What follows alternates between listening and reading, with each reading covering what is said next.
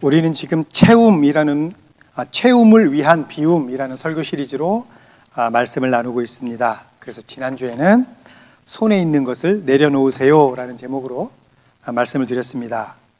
우리 안에 예수 그리스도로 채우기 위해서 우리는 먼저 내 안에 있는 세상적인 것들을 모두 비워야 한다라는 말씀을 드렸습니다. 나를 비우기 위해서 우리는 먼저 내 자아를 내려놓아야 하는데, 내려놓음이란 하나님을 붙드는 시작이고 예수님의 성품을 닮아가는 것이다 라는 말씀을 지난주에 드렸습니다. 그리고 우리가 영원한 나라를 바라볼 때 비로소 우리는 세상의 것들을 내려놓을 수 있다라는 말씀을 드렸습니다. 오늘은 여러분들과 목마름에 대해서 좀 이야기를 나눠보려고 합니다. 목마름. 한 어린 소년이 있었습니다. 근데 이제 잘 시간이 되어서 아버지가 아들을 침대로 보냈습니다. 근데 5분 후에 그 아들 방에서 작은 목소리가 들려옵니다. 아빠, 왜? 목말라요. 물 좀 가져다 주실 수 있으세요? 아빠가 말합니다. 안 돼. 아까 내가 자기 전에 물 마시라고 말했는데 네가 안 마셨잖니? 이제 불 끄고 자. 5분 후에 다시 목소리가 들립니다. 아빠, 왜? 저 정말 목말라요. 물 좀 가져다 주세요. 아버지가 단호하게 말합니다. 안 된다고 분명히 얘기했다. 또 말하면 혼낼 거야. 그리고 또다시 5분 후에 아빠, 뭐? 아빠, 그럼 혼내러 오실 때 물도 같이 가져다 주실 수 있으세요? 우리는 모두 어떠한 갈증을 갖고 살아갑니다. 우리는 사랑받고 싶어하고 행복과 기쁨을 경험하고 싶어하고 삶의 의미와 가치를 필사적으로 우리는 찾습니다. 실제로 많은 이들이 자신의 삶의 갈증을 해결하기 위해서 많은 것들을 추구하려고 합니다. 인간관계를 통해서 사랑이라고 불리는 것을 받으려고 하고, 이웃들이 행복이라고 부르는 것을 쫓으며, 오프라 윈프리 같이 방송에 나오는 사람들이 정의하는 어떤 의미와 가치를 찾아 헤맵니다. 그런데 결과는 무엇입니까? 그 결과는 결코 채워지지 않고 해소되지 않는 더 큰 갈증이 있을 뿐입니다.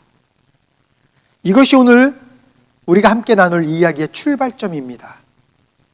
진정한 갈증의 본질이 무엇이고 그 갈증을 온전히 해결할 수 있는 물은 우리가 어디에서 찾을 수 있으며 그런 것들을 알아볼 겁니다. 그리고 우리의 영적 갈증을 들여다보고 그 완전한 해답을 오늘 찾도록 하겠습니다. 그래서 첫 번째, 우리는 생수의 근원이신 하나님을 향한 갈증이 있어야 합니다. 우리는 생수의 근원 대신 하나님을 향한 갈증이 있어야 합니다. 인간의 본성은요, 초자연적인 존재를 찾고 그것을 숭배하고자 하는 욕구가 있어요.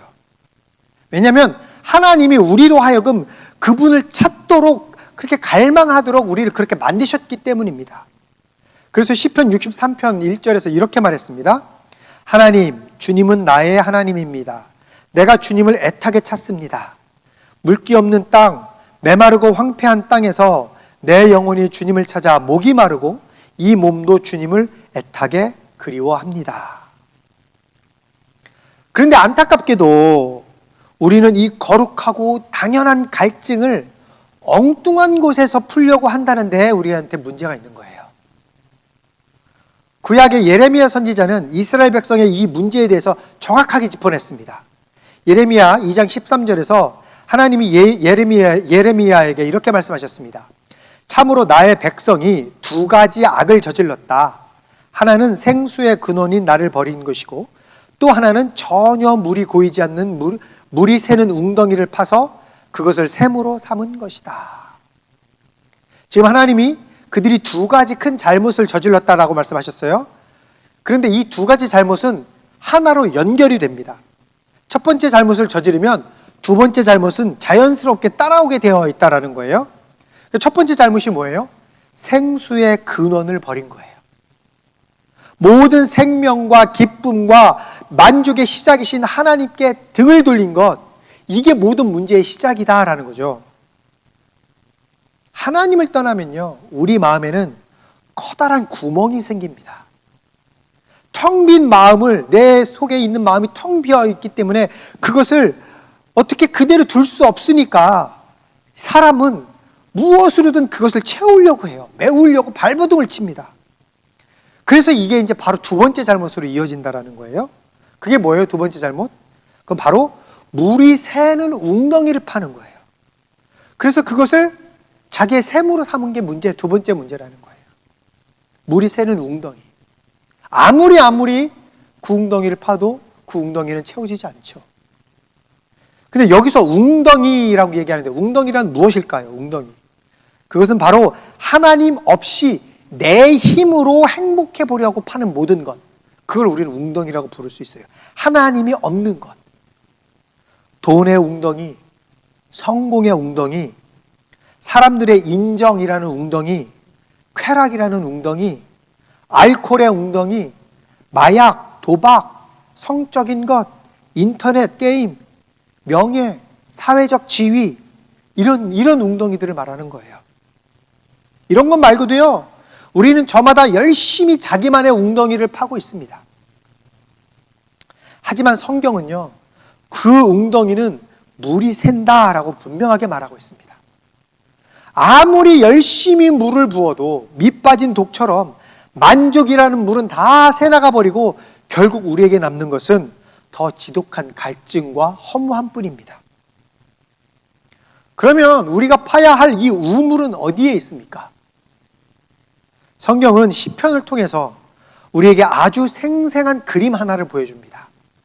시편 42편 1절에서 2절 말씀입니다. 하나님, 사슴이 시냇물 바닥에서 물을 찾아 헐떡이듯이 내 영혼이 주님을 찾아 헐떡입니다. 내 영혼이 하나님 곧 살아계신 하나님을 갈망하니 내가 언제 하나님께로 나아가 그 얼굴을 배울 수 있을까? 여러분, 이 말씀에서요, 이 모습은요, 푸른 초원에서 한가롭게 뛰어노는, 그러면서 물을 마시는 사슴의 모습이 아니에요. 이 시의 배경인 팔레스틴 이 광야는요, 메마르고 뜨거운 땅입니다. 물이 없는 땅이에요. 지금 그곳에 있는 사슴은요, 타는 목마름으로 죽기 직전에 있는 상황입니다. 그래서 살기 위해서 필사적으로 물을 찾아 헤매는 거예요. 그뿐인 줄 아십니까? 사슴이 물이 없어서 어떻게든 물이 있는 곳에 가면 거기서 물을 마시려고 간다는 걸 사냥꾼들이 알기 때문에요, 사냥꾼들은 사슴을 잡으러 돌아다니지 않아요. 물이 있는 곳 옆에 숨어만 있으면 돼요. 그러면 사슴이요, 알아서 그 물을 마시러 와요. 그럼 그때 그냥 잡으면 되거든요. 그러니까 사슴은요, 자기가 거기를 가면 사냥꾼이 있을 것이다라는 것도 알아요. 알지만 내가 저 물을 마시지 않으면 정말 죽을 것 같으니까 죽음을 각오하고 그 웅덩이에 가서 물을 마시러 가는 거거든요. 그러니까 이것은요, 그냥 마셔도 좋고 안 마셔도 상관없습니다, 그 정도의 갈증이 아니다라는 거예요. 내가 이 물을 마시지 못하면 나는 죽습니다라는 절박함 속에서 나오는 행동이라는 거예요. 여러분, 바로 이게 우리 영혼이 하나님을 향해서 가져야 할 갈증이다라는 거죠. 내가 하나님을 만나지 않으면, 주님이 나에게 주시는 그 생수를 내가 마시지 않으면 내가 주님 죽을 것 같아요. 이 마음으로 하나님 앞에 나와야 한다는 거예요. 시편 저자는 주변 사람들이 내 하나님이 어디 있느냐라고 조롱하는 그 고통 속에서 이 노래를 불렀어요. 이처럼 하나님을 향한 진짜 갈증은요, 종종 우리가 가장 힘들고 어려울 때, 내 힘으로는 아무것도 할 수 없음을 깨달았을 때 그 갈증이 비로소 시작됩니다. 예수님께서는 산상수훈에서 이 거룩한 갈증에 대해서 아주 분명하게 말씀해 주셨습니다. 마태복음 5장 6절에서 예수님이 이렇게 말씀하셨죠. 의에 줄이고 목마른 사람은 복이 있다. 그들이 배부를 것이다. 그러면 여기서 말하는 의가 무엇입니까? 의. 성경은 의를 하나님과의 관계의 회복이다라고 얘기합니다. 그리고 이 모든 것은 오직 예수 그리스도를 통해서 선물로 주어진다라고 말하고 있어요. 그래서 고린도후서 5장 21절에서 이렇게 말했습니다. 하나님께서는 죄를 모르시는 분에게 우리 대신으로 죄를 씌우셨습니다. 그것은 우리가 그리스도 안에서 하나님의 의가 되게 하시려는 것입니다. 그러므로 우리의 첫 단계는 갈증의 방향을 올바로 잡는 거예요. 이제는 물이 새는 웅덩이를 파는 일을 멈추고 목마른 사슴처럼 우리의 모든 힘을 다해서 하나님께로 돌이켜서 그분만이 주실 수 있는 그 올바른 관계를 간절히 우리는 구해야 된다라는 거예요. 그러면 우리는 어떻게 하면 그 갈증을 해결할 수 있을까요? 어떻게 하면? 하나님과 그분의 의를 향한 이 절박한 갈증이 우리 안에 있다면 그 갈증을 우리가 어떻게 해결할 수 있습니까? 그래서 두 번째 갈증의 해답은 예수 그리스도입니다. 갈증의 해답은 예수 그리스도예요. 요한복음 7장 37절부터 38절에서요. 예수님이 이렇게 외치셨습니다. 명절의 가장 중요한 날인 마지막 날에 예수께서 일어서서 큰 소리로 말씀하셨다. 목마른 사람은 다 나에게로 와서 마셔라. 나를 믿는 사람은 성경이 말한 바와 같이 그의 배에서 생수가 강물처럼 흘러나올 것이다. 이 말씀이 선포된 순간은요, 아주 특별한 때였습니다.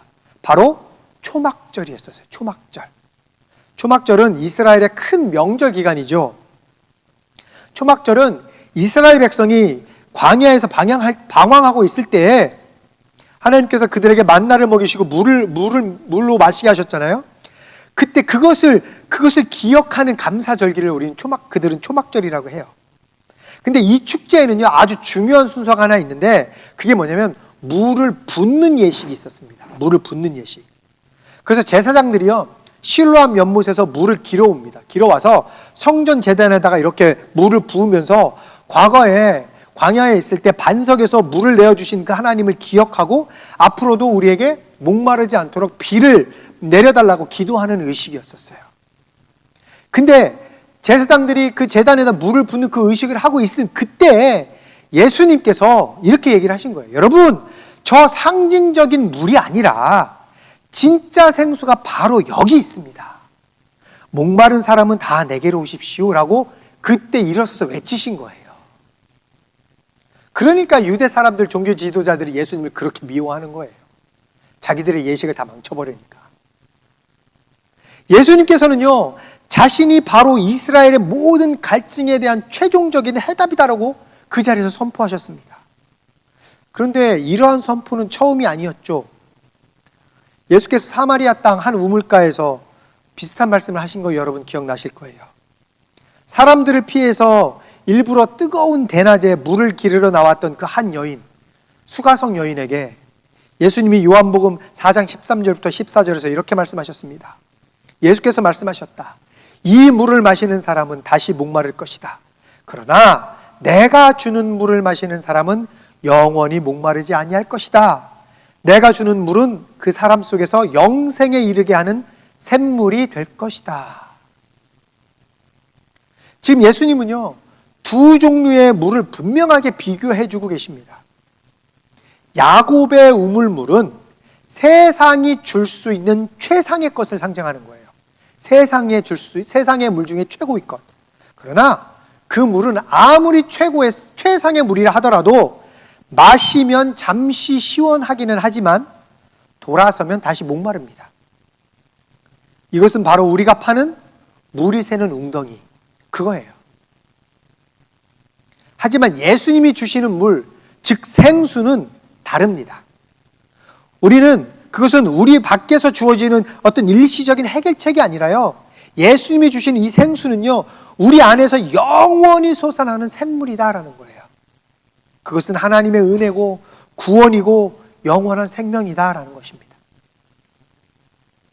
우리의 갈증을 해결할 수 있는 유일한 길은 나를 믿는 사람은 성경이 말한 바와 같이 그의 배에서 생수가 강물처럼 흘러나올 것이다. 이 말씀처럼 믿음으로 예수님께 나아가는 것입니다. 그리고 이 초대는 유대인이나 이방인이나 의인이나 죄인이나 할 것 없이 목마른 모든 사람에게 열려 있습니다. 그리고 이 생수는 우리의 노력으로 얻어지는 것이 아닙니다. 오직 주님의 은혜로 주어지는 은혜의 선물입니다. 그러면 예수님이 주시겠다는 이 생수는 도대체 무엇일까요? 이 생수. 우리는 하나님을 향한 갈증이 있어야 되고요. 그 갈증의 해결책은 오직 예수 그리스도인데, 예수 그리스도를 통해서 우리에게 생수를 주시겠다라고 얘기했는데, 이 생수가 어떤 거냐라는 거예요. 그리고 어떻게 하면 우리가 이 갈증을 영원히 해결할 수 있을까요? 그래서 세 번째, 주님은 우리에게 성령이라는 마르지 않는 샘을 주십니다. 성령. 좀 전에 우리가 읽었던 요한복음 7장 38절에서 나를 믿는 사람은 성경이 말한 바와 같이 그의 배에서 생수가 강물처럼 흘러나올 것이다 라고 예수님이 외치셨잖아요. 그리고 그 다음 절인 39절에요. 앞부분에서 이렇게 설명을 했어요. 그 생수가 무엇인지. 이것은, 여기서 말하는 이것은 그 생수를 얘기하는 거예요. 이것은 예수를 믿은 사람이 받게 될 성령을 가리켜서 하는 말이다. 그러니까 성령을 이야기한다는 거예요. 이 생수는. 우리가 믿음으로 예수님께 나아갈 때 그분은 우리에게 복을 주시는 것에서 그치지 않고 그분의 영인 성령을 우리에게 선물로 주셔서 우리 안에 영원히 거하십니다.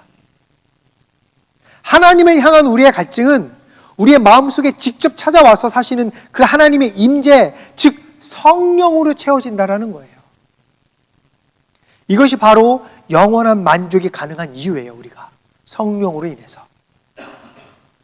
우리는요, 이 생수를요, 이 어느 정도 이렇게 한정된 양의 은혜를 우리가 아껴 쓰는 정도가 아니에요. 이만큼 내가 있으니까 이거를 내가 조금씩 아껴서 쓰는 그 생수가 아니라요, 차고 넘치도록 무한하게 공급하시는 그 생수의 근원인 주님과 우리는 연결되어 있다는 거예요. 마셔도 끊어지지 않고 계속해서 부어주시는 하나님의 그 생수, 은혜. 성령님이 우리 안에 계시다라는 것은 이제 우물이 우리 안에 있어서 나는 결코 목마르지 아니하다라는 것입니다. 여러분, 그래서 사도 바울이요, 어떠한 형편에서든지 자족할 수 있었던 비결이 바로 여기에 있는 겁니다. 그의 만족은요, 그의 만족의 근원은 바깥 세상이 아니라 그 안에, 그 사도 바울 안에 계신 그 성령이라는 마르지 않는 샘이 그 안에 있었기 때문에 그는 자족할 수 있었어요. 사도 바울이요, 솔직히 자족할 수 있는 상황이 아니었잖아요. 우리가 성경을 읽어보면요, 사도 바울은 정말 많은 핍박을 받았고 많은 박해를 받았고요, 감옥에도 많이 갔고요. 그는 하나님의 말씀을 전하기 위해서요, 밤새 일까지 했던 사람이에요. 그도 먹고 살아야 하니까. 그리고 그도 말씀을 전해야 하기 때문에 기본적인 경제적인 것이 필요해서 그는 낮에는 말씀을 전하고요, 저녁에는 일까지 했던 사람이에요. 그리고 말씀을 전하다가 감옥까지 갔고 결국 감옥에서 죽었잖아요. 어떻게 그런 사람이 자족할 수 있습니까? 불평해야죠. 그런데 그는 자족할 수 있었어요. 왜요? 그 안에 영원히 마르지 않는 샘, 성령이 항상 임재하고 계셨기 때문이다라는 거예요. 그러면 우리는 어떤 삶을 살아야 합니까? 그래서 물이 새는 웅덩이 파는 것을 멈추어야 합니다. 물이 새는 웅덩이 파는 것을 멈추십시오. 우리는요, 스스로에게 좀 정직해야 합니다.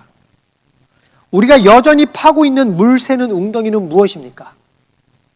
예수님을 떠나서 어디에서 생명과 삶의 의미, 만족을 찾으려고 지금 하고 있습니까? 직업입니까? 명성입니까?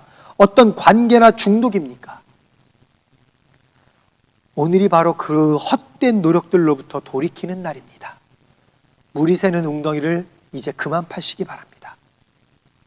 그리고 두 번째로, 계속해서 우물가로 나아가십시오. 계속해서 우물가로 나아가야 합니다. 생수를 마시라라는 이 예수님의 외침은요, 2000년 전에 일어나고 끝난 사건이 아닙니다. 이것은 매 순간 주님을 의지하고 신뢰하는 삶의 자세입니다. 매일매일, 매 순간순간. 우리는 기도와 말씀, 성도들과의 교제를 통해서 계속해서 예수님께 나아가서 우리의 갈증을 인정하고 그분의 그 생명 주시는 영을 받아서 먹어야 합니다. 마셔야 합니다. 그분의 영을 우리는 받아 누려야 합니다. 그래서 계속해서 우물가로 나와서 하나님의 부어주시는 그 생수를 공급받아야 합니다. 말씀을 정리하겠습니다. 우리의 갈증은 하나님 아버지를 향한 갈증이어야 하고, 갈증을 해결해 주실 분은 예수님이시고 성령을 통해서 이 갈증이 해결될 것입니다. 즉, 우리는 오늘의 말씀을 통해서요, 나의 갈증이 삼위일체 하나님과 연관이 되어 있다는 사실을 우리는 알게 되었습니다. 그렇죠? 하나님을 향한 갈증, 그 갈증은 오직 예수 그리스도만이 해답이 될 수 있고, 우리는 예수 그리스도를 통해서 성령이라는 영원히 마르지 않는 생수를 얻을 수 있어요. 하나님과 예수님과 성령 하나님. 즉, 우리의 영은요, 삼위일체 하나님에 대한 갈증, 삼위일체 하나님을 통한 해갈, 삼위일체 하나님을 통한 영원히 누리는 그 은혜, 이거를 이야기하고 있는 거예요. 우리의 삶은 그렇기 때문에 삼위일체 하나님과 직접적으로 연관이 되어 있다는 겁니다. 우리가 설교 처음에 시작했던 이야기 속의 어린 소년을 다시 한번 생각해 보시겠습니다. 이 어린 소년은요, 아버지에게 목말르다고 물 한 잔 마시게 해달라고 애원했습니다. 그런데 그 아버지는 매정하게 그 아들의 요청을 묵살했습니다. 그러나 복음은 우리에게 다른 그림을 제시합니다. 아버지 하나님은 우리에게 그 아버지처럼 조용히 하고 잠이나 자라고 말씀하시지 않습니다. 우리 하나님은 아들 예수 그리스도를 통해서 두 팔을 벌리고 서서 온 세상을 향해서 외치십니다. 누구든지 목마르거든 내게로 와서 마셔라. 이게 우리 하나님의, 아버지 하나님의 사랑입니다. 그러므로 오늘 그분께 나아가서 성령의 생수를 마음껏 마시는 그런 여러분이 되시기를 예수님의 이름으로 축복합니다.